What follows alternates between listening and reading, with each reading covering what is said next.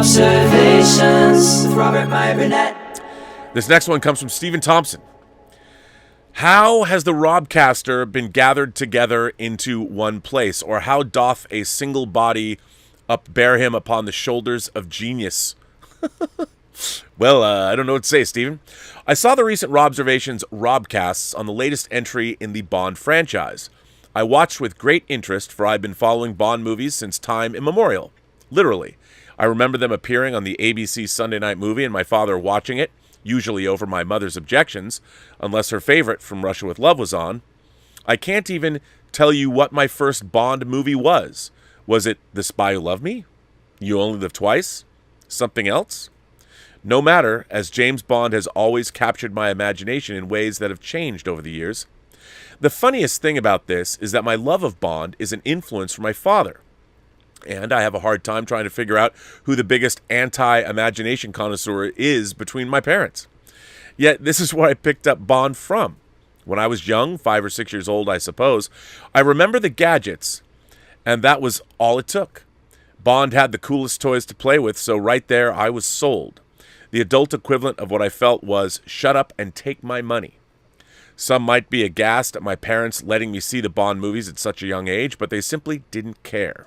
As long as there was no nudity or things of that nature, their attitude was, So here I was, watching all of these things.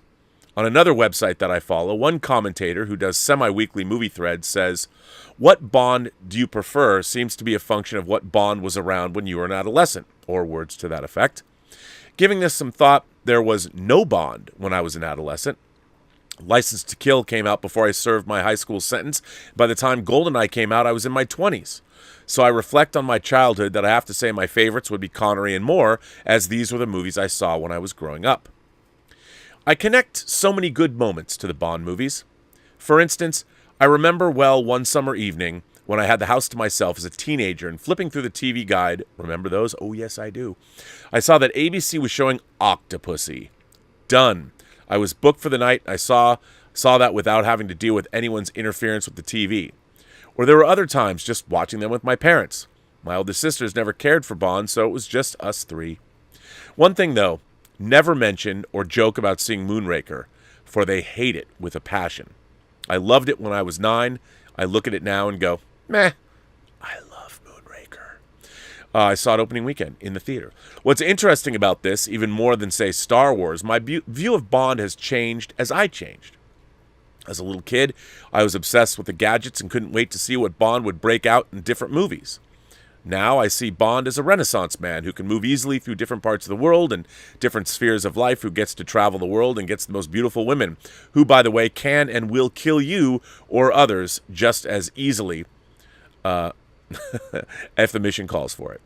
I sense that this has been the mode I've been in since I was a teenager. As a side note, my senior English teacher kept telling me towards the end of senior year, broaden your horizons. Be a Renaissance man. Once he explained to me what a Renaissance man was, I immediately thought of Bond. I've stayed with the Bond movies all these years and even have all of them on DVD now in a series of box sets gotten for me from different people for my birthday years ago. Every now and then I peruse them and watch the movies when motivated to do so. All this being said, I can't bring myself to watch the latest Bond movie. I heard the reviews, and if it was good, I'd go see it. Hearing the spoilers weren't as big a deal to me, for the journey there is half the fun. But I can't bring myself to sit through 2 hours and 46 minutes of a film to see how it ends. I just cannot do it. I cannot reward people for doing what they did at the end. I remember making a big deal out of the other Craig-era movies like Casino Royale, Skyfall, and Spectre, and each had their disappointments. I still haven't seen Quantum of Solace. I'm a Quantum of Solace apologist. It's better than people give it credit for. And Another Way to Die is one of my favorite Bond theme songs. I enjoyed Casino Royale and consider that to be the best Craig-era Bond movie by a wide margin. But seeing James Bond resigning towards the end, for me, was a put-off. I know. I can't remember exactly, but I think this is why I skipped Quantum of Solace. Skyfall was good, but I hated the fact they deleted the gadgets. We don't go in for the exploding pens anymore, Q says. Are you fucking kidding me? That was the closest I came to walking out of the theater in the middle of the movie. That was a slap at not only me, the modern-day Bond fan, but also a slap at my childhood. Then I saw Spectre, and I was not impressed. Resurrecting Blofeld? Why? The one good thing to come out of this latest Bond film is that Craig will be gone. As stated earlier, I want a badass Renaissance man that can be relied upon to save the world and win the girl by the end of the movie. I do not want a mopey, introspective Bond whose theme song may as well be "Should I Stay or Should I Go" by The Clash. Connery and Moore enjoyed being Bond, if at the very least they couldn't imagine being anything else or knew nothing else but the secret agent life. The ruthlessness of Craig is great, but damn it, don't be afraid to have just a little fun.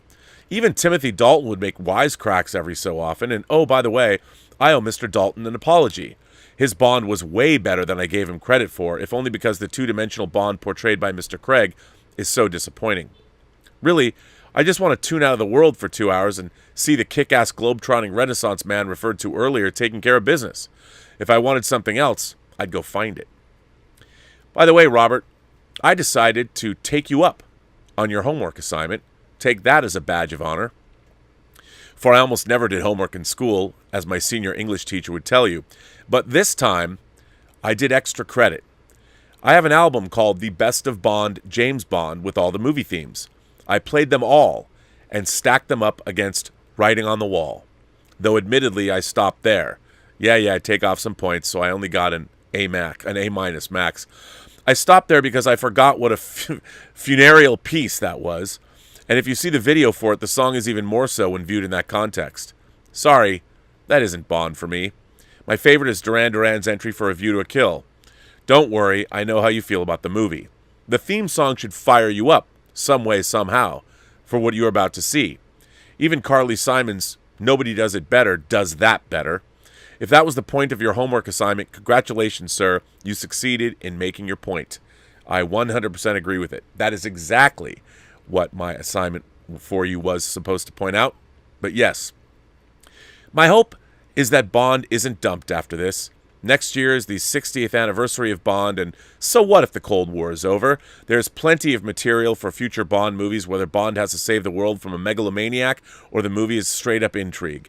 Give me a day or two and I could probably rattle off some ideas. And by the way, the constant chatter of having a rebooted Bond set in the 60s can stop right now.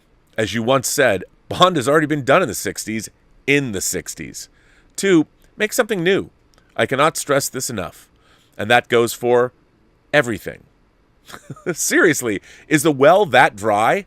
Is imagination as lacking as water on Arrakis? Finally, I close with one realization that makes me a little sad. Perhaps the best Bond movie for me, after the Moore era ended, was GoldenEye.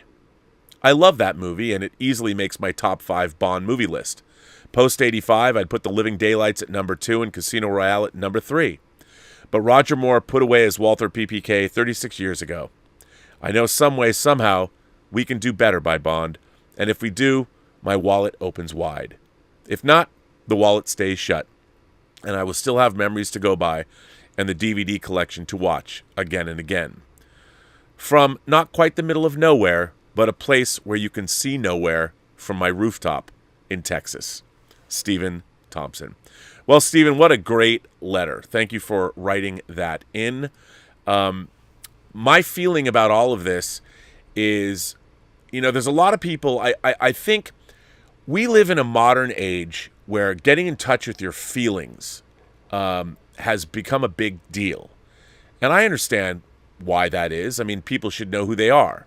But I think getting in touch with your feelings has also sort of taken out or taken away. You also have to get the job done.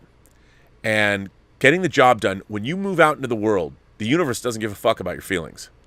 And the reason that I think that James Bond, a lot of people really like the Craig era of the Bond movies and they appreciate more of a thoughtful, thinking, emotional Bond. I'm like, save that for another character. Like you said, I want the Renaissance man traveling the world, betting beautiful women, driving the best cars, drinking the best champagne, wearing the best Tom Ford outfits, and kicking ass. The Daniel Craig era was, to me, Casino Royale was very fun. Craig, the reason that movie people like it so much is because it's fun to watch. Skyfall, while really well made, there's not a lot of fun to be had in that movie. I know people say, well, Rob, I thought Skyfall was fun. Look, it's a movie where Bond fails miserably over and over and over again, and then he tries to save Judi Dench's life by getting her out of Dodge, and look at how that turned out. Bond fails. He's a failure in Skyfall. And I've talked about this a lot, and I've done even a show. We did a Whining About Movies with Claude. It's a great episode, so anyone tune in and look up the Whining About Movies episode where we talk about Skyfall. I agree. You know, all of our characters, Captain Kirk in Star Trek Beyond, Chris Pine's Captain Kirk, I don't want to be an explorer. We can never make a difference. The universe is so big. What's the point? I mean, okay, if that's your default position, why do I want to watch a larger than life hero on the screen who's going to be complaining about the very thing I liked him in the first place for doing, which is exploring the cosmos? But when your hero tells you, I don't know, who cares? I have enough. Listening to people bitch and moan and complain about their feelings in real life has gotten to the point where you just want to punch people in the face half the time and go, shut up, get over it. Get over your bad self and let's get the job at hand done.